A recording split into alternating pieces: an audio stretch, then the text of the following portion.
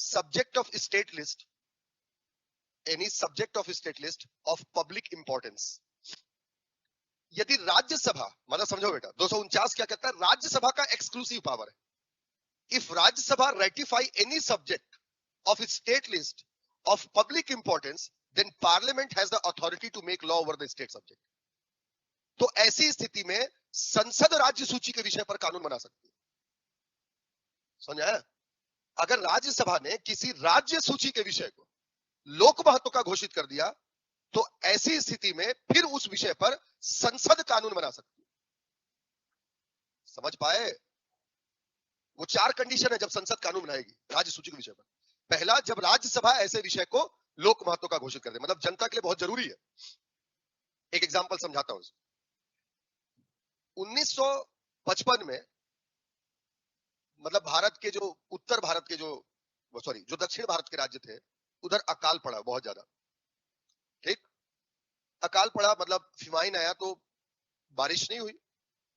लेकिन जो उत्तर भारत के कुछ राज्य थे, गंगा यमुना दोआब के बीच में, दोनों के बीच में जो है, मतलब जिनको बारिश के पानी से बहुत ज्यादा फर्क नहीं पड़ता, मानसून से ज्यादा फर्क नहीं पड़ता, सिंचाई की सुविधाएं प्राकृतिक रूप से उपलब्ध है.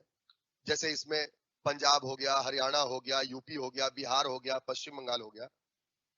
इन राज्यों को फर्क नहीं पड़ा. जमीन से उगने वाली जितनी भी चीजें, अनाज, ये सब राज्य सूची का विषय. और अकाल पड़ने के कारण जो फूड ग्रेन प्रोडक्शन है वो बहुत डिक्लाइन था, भारत का बहुत कम था, अनाज उत्पादन बहुत कम हुआ. केंद्र सरकार ने राज्यों को कहा कि, मतलब जो उत्तर भारत के राज्य थे उनको कहा कि भाई कुछ अनाज जो है वो बफर स्टॉक में दें भारत सरकार को, और इसके माध्यम से मतलब जो दक्षिण भारत के राज्य है उनको अनाज की आपूर्ति करवाई जाएगी. लेकिन जो उत्तर भारत के राज्य थे वो इसको मानने से इनकार कर दिए कि नहीं, हम नहीं मानेंगे, हमारे राज्य के संसाधन है, हम इसको क्यों दें किसी और को. क्योंकि ये जरूरी था. फिर केंद्र सरकार ने राज्यसभा से आग्रह किया कि भाई इस विषय पर कार्य करना बहुत जरूरी है. इसलिए फिर राज्यसभा ने जो अनाज होते हैं, फूड ग्रेन्स, कमोडिटीज, उनको लोक महत्व का घोषित कर दिया 249 के तहत. और जैसे ही 249 के तहत लोक महत्व का घोषित किया, फिर संसद ने हमारी कानून बना दिया. और उसी कानून को कहते हैं आवश्यक वस्तु अधिनियम 1955, नेशनल कमोडिटीज एक्ट 1955. और आवश्यक वस्तु अधिनियम 1955 बना करके हमारी संसद ने ये जो कानून बनाया, इससे केंद्र सरकार को फिर पावर मिला जो आवश्यक वस्तुएं होती हैं उनके खरीदने का, उनके बफर स्टॉक का. और इसी आवश्यक वस्तु अधिनियम के बाद फिर भारत सरकार ने आगे चल करके एफसीआई की स्थापना की, फूड कॉर्पोरेशन ऑफ इंडिया. ठीक, और नेफेड की स्थापना की. ठीक है, नेशनल एग्रीकल्चरल फेडरेशन, मतलब जो कृषि उत्पादों को जो खरीदेंगे, नेफेड. और एक मार्कफेड जो इसका व्यापार करेंगे.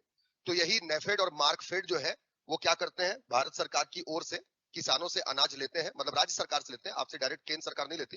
राज्य सरकार खरीदेगी आपसे, और राज्य सरकार खरीद करके फिर केंद्र सरकार को बेचती है.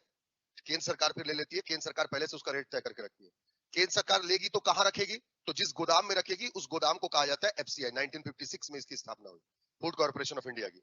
अब सरकार खरीद रही है तो ये प्रश्न उठा कि भाई कितने पैसे पर खरीदा जाना चाहिए. इसलिए फिर केंद्र सरकार ने 1965-66 में एमएसपी जारी किया, मिनिमम सपोर्ट प्राइस, न्यूनतम समर्थन मूल्य. और इसी न्यूनतम समर्थन मूल्य पर आपसे अनाज सरकार जो है वो खरीदती है और केंद्र सरकार इसको रख लेती है. और केंद्र सरकार जिस गोडाउन में रखती है उसको एफसीआई कहते हैं.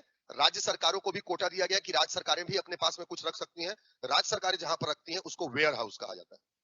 ठीक, तो ये एफसीआई और वेयर हाउस और एमएसपी का कॉन्सेप्ट है, ये आर्टिकल 249 की वजह से आया.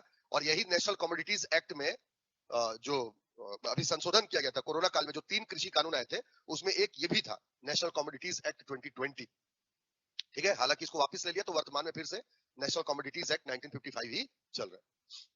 समझ पाए इस आर्टिकल को? 249, 250 देखें, आपातकाल